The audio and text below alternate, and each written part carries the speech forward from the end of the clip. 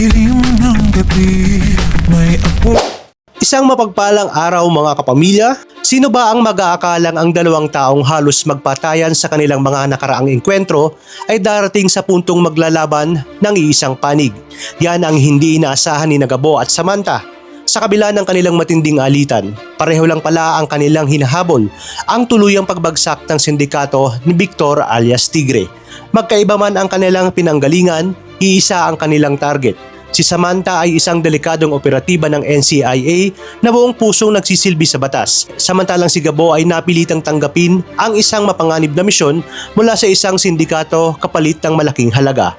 Kailangan niyang mahuli o mapatay si Tigre upang makuha ang perang desperado niyang kailangan. Habang inaasahan ang operasyon sa loob ng bar, isang hindi inaasahang kaguluhan ang sumiklab. Dahil dito, agad na nakahalata ang grupo ni Tigre na napapalibutan sila ng mga operatiba. Hindi na sila nag-aksaya ng oras at mabilis na tumakas bago pa sila tuluyang maipit. Ngunit hindi iyon hinayaang mangyari ni Gabo at Samantha. Halos sabay silang kumilos upang habulin ang mga tumatakas. Bagamat hindi sila magkasundo, pareho nilang alam na hindi maaaring makaligtas si Tigre sa pagkakataong ito. Para kay Gabo, higit pa sa isang misyon ang lahat ng ito. Ang bawat hakbang niya ay para sa kanyang amang si Rudy na kasalukuyang nakikipaglaban para sa kanyang buhay sa ospital. Ang ipinangakong pabuya ang tanging pag-asa niyang maipambayad sa operasyon ng kanyang ama. Kaya naman kahit gaano pa kapanganib ang haharapin niya, handa siyang isugal ang sariling buhay, mailigtas lamang ang kanyang pamilya. May sarili ring laban si Samantha. Hindi lang kriminal ang nais niyang mahuli. Gusto rin niyang patunayan na karapat-dapat siya sa kanyang tungkulin. Matagal niya nang hinahangad ang pagkilala ng kanyang amang si Ricardo na madalas siyang pagdudahan at maliitin.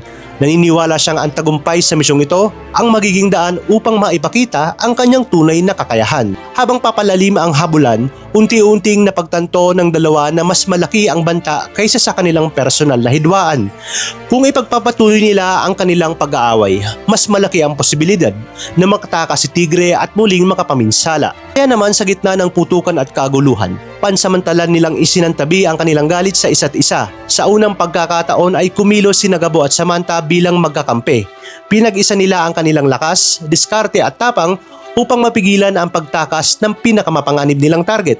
Ngunit sapat na kaya ang kanilang pansamantalang pagkakaisa upang tuluyang maaresto si Victor alias Tigre, o ito na naman ba ang pagkakataong makakatakas ang kanilang matagal nang pinaghahanap?